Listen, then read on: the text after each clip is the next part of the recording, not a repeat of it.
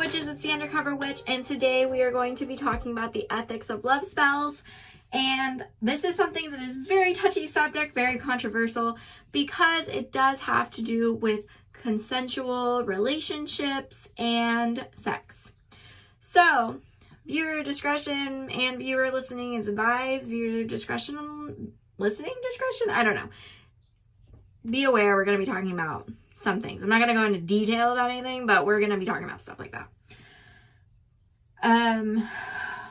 So with a lot of spell work, any type of magic that we talk about, we have to remember that there's multiple cultures involved and a lot of different practices.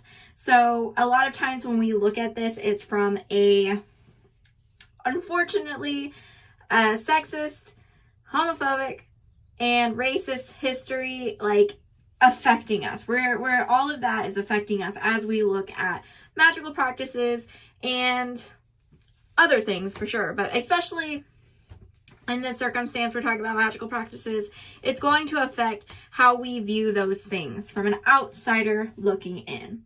So if you're listening to this channel, I am very focused on sharing as much education as I can with other witches, and my goal is not to share the history of things or to give my opinion on things. It's actually to give multiple opinions so that you can all come together and you can decide what works for you, what you believe in.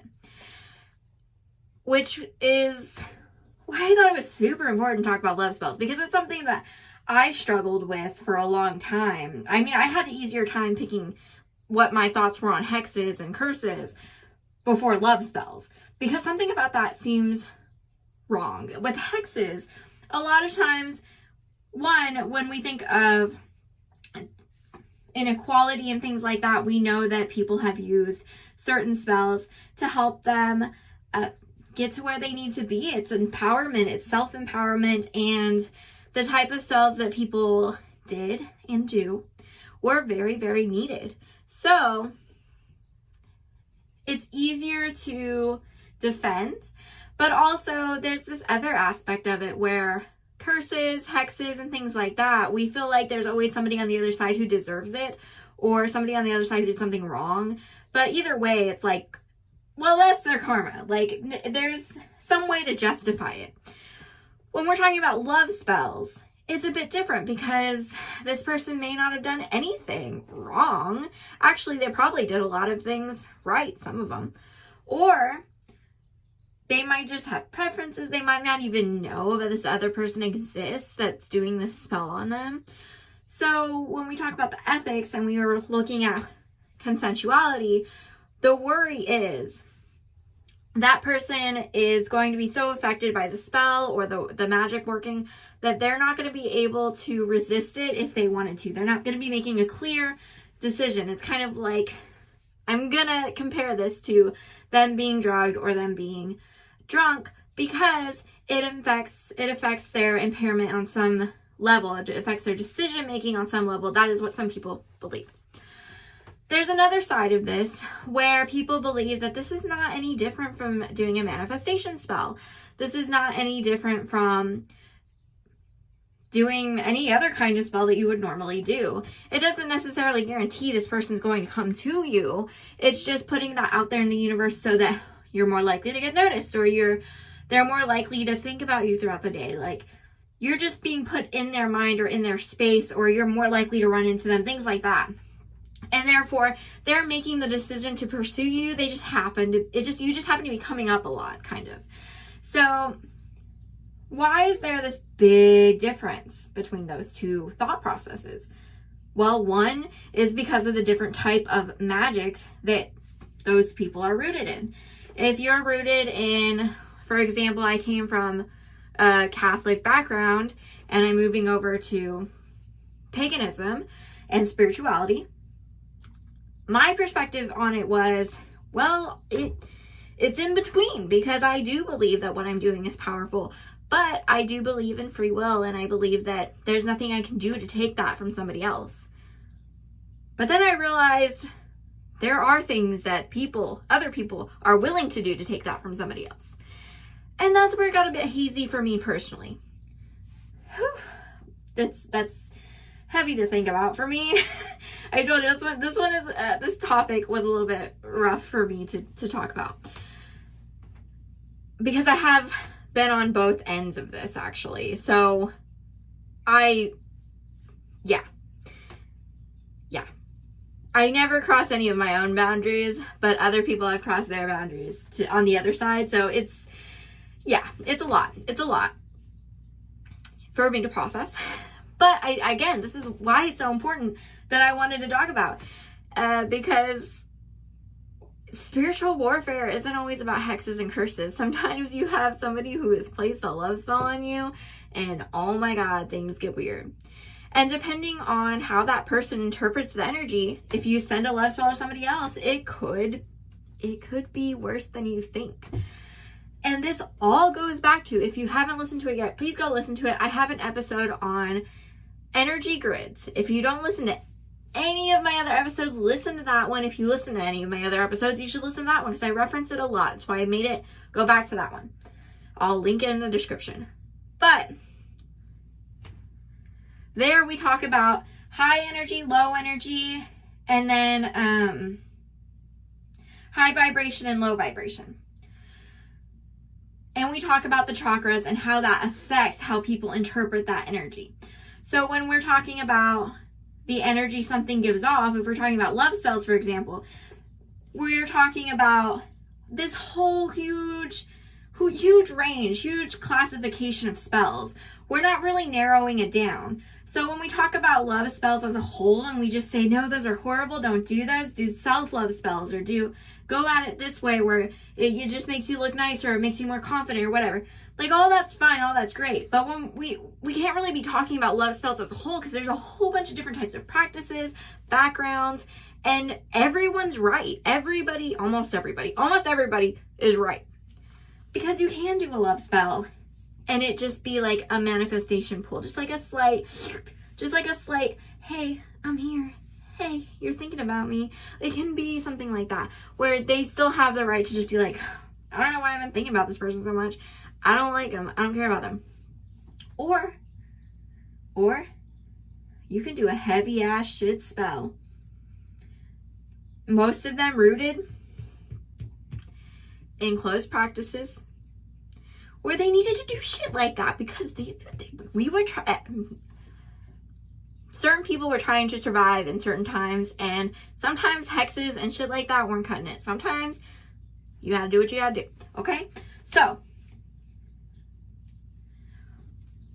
those two types of spells, those two are like on two separate ends. You have, your high vibration, high energy section, and that's the lighter stuff, like we talked about in the other video. That's the lighter. It feels like light energy. I'm sorry, what did I say? Light energy, high vibration. I hope that's what I said, but that's what I meant.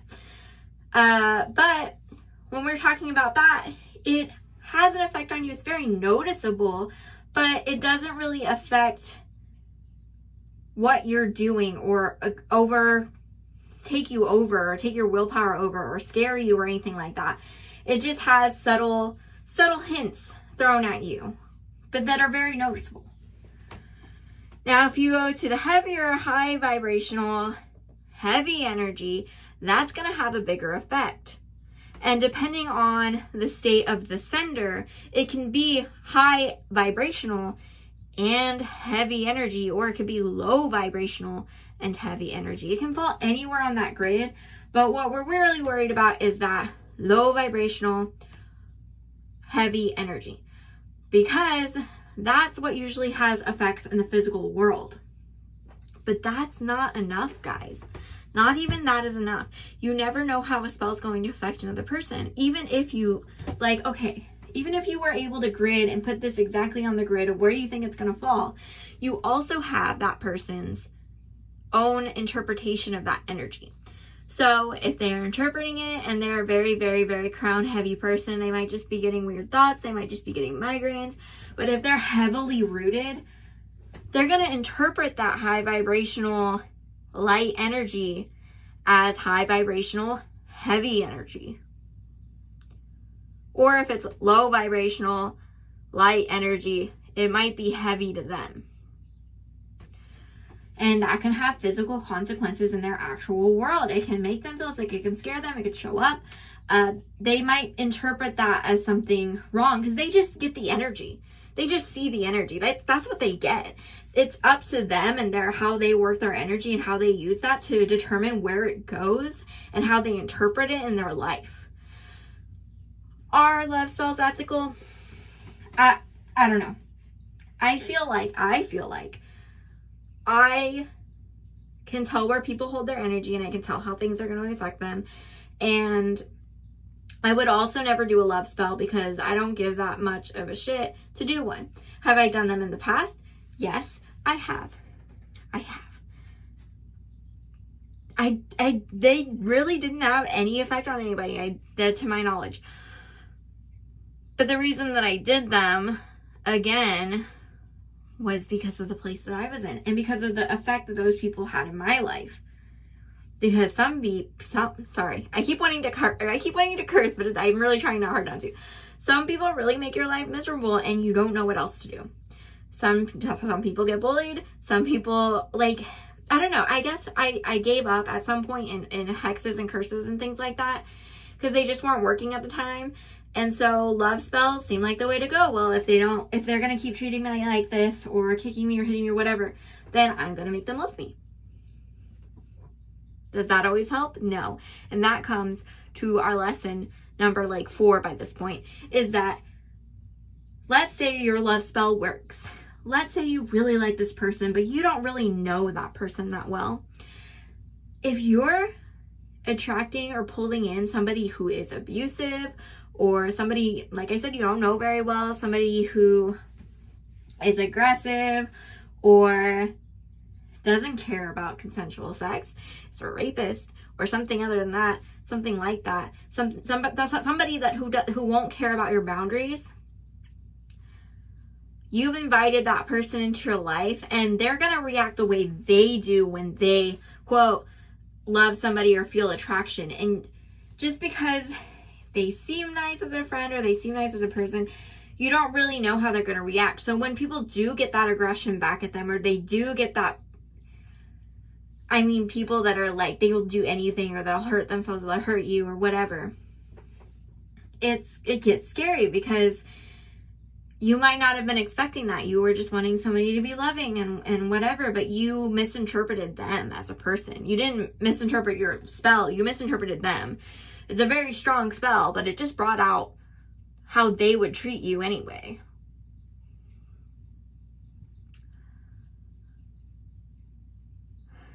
Now, the last thing that I want to talk about is a very short episode. I'm going to try to keep these short, by the way. My episodes where I'm just talking by myself, because I do want y'all to have a chance just to pop in, hear a little bit of something. And also, I know a lot of what I say in these episodes are more controversial than other ones, so I want to give y'all a little chew and then a break. And also, I know my interviews that I do with other guests are very long. The longest one was 80 minutes, but I usually try to keep them around 35 to 40 minutes. So I definitely don't want to overbear y'all with having to listen to me for that long. Anyway, I'm sorry. The last thing is when we get into the physical stuff. Now, I want y'all to know it is wrong and illegal for you to put your own, how do you say the word, excrements, like your pee, semen, period blood, pee, poop. People have done so much. Not all of those work for that, but people have tried it. People have done it. Some of those do work for that, but again, we go back to ethicality. Just because you can doesn't mean you should. When your magic comes to a point that you're just affecting people physically, why are you even doing magic anymore? If it's coming to the point where you physically have to go and harass somebody or do something like that, you've crossed some kind of line. It's wrong. That other person doesn't have control over what you do, and they don't know. So if it's something that somebody would do in a fast food restaurant and you wouldn't want to eat that food, or you'd want to sue, or you'd want to fight them or kill them or some shit because they did that to you, don't do it to somebody else. Think and sit there right now and say, if that person right there put their stuff in my food right now, and I would be pissed because that's disgusting, don't do it to somebody else. Like, what? Don't. And sometimes people do this to people who they're in relationships with and stuff, and they think it's fine because they're in a relationship. It's not fine. There's still the consent portion of this, that you shouldn't be doing things, especially like that, without consent from your partner or from the person. And the likelihood of them giving consent for that, you can weigh that for yourself and the person you're dealing with. But it's wrong. You can get people sick, you can get people hurt. You don't know what kind of things you're carrying. You don't know what kind of diseases you're carrying. Just don't. Even if you do, don't do that. You don't know how it's going to affect them or their body. And also, that's disgusting. It's disgusting.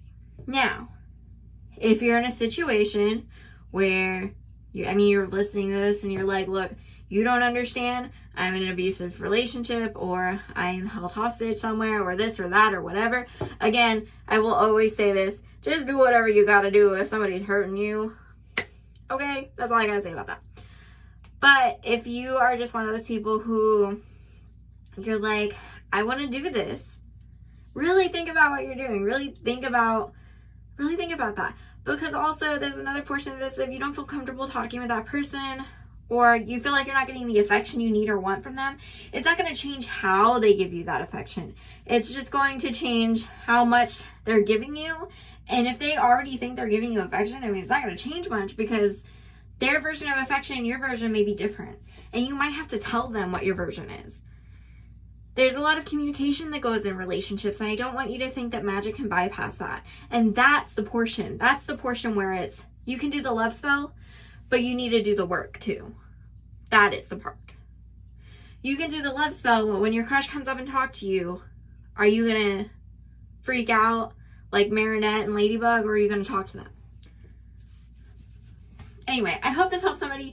I hope that there's some understanding there. And again, this is just different perspectives, a lot of my perspectives,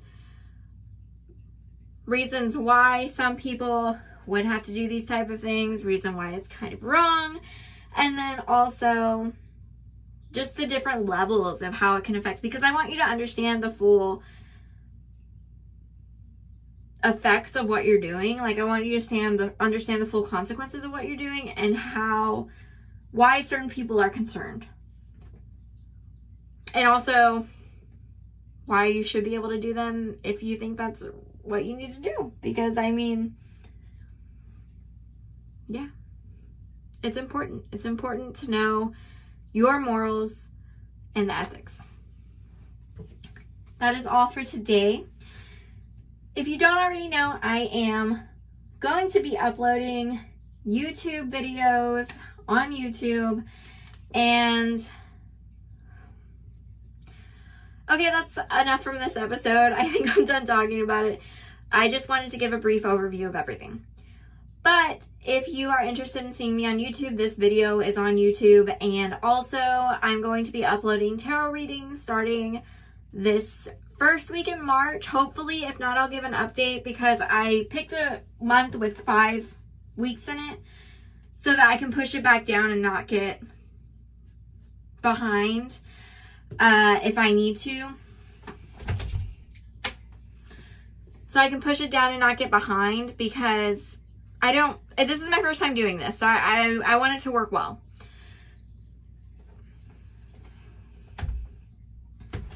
So if you're interested in readings, go check that out.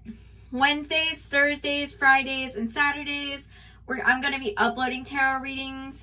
On Wednesdays, fire signs, Thursdays, water signs, Fridays, air, and then Saturday's going to be earth signs. The first week of the month is going to be The first week of the month is going to be sun signs, so it's your overview for the whole month. Your second month is going to be, your second week is going to be Venus signs, which is going to cover love and money. The third week is going to be your moon sign, which is going to cover, the third one's going to be your moon sign, which is going to cover your emotions and where you're coming from and how that's going to end out for that month. And then the last one is going to be a rising sign, which is going to see how people viewed you over the month and how that's going to affect your month moving forward. That's all. I hope to see y'all again next week.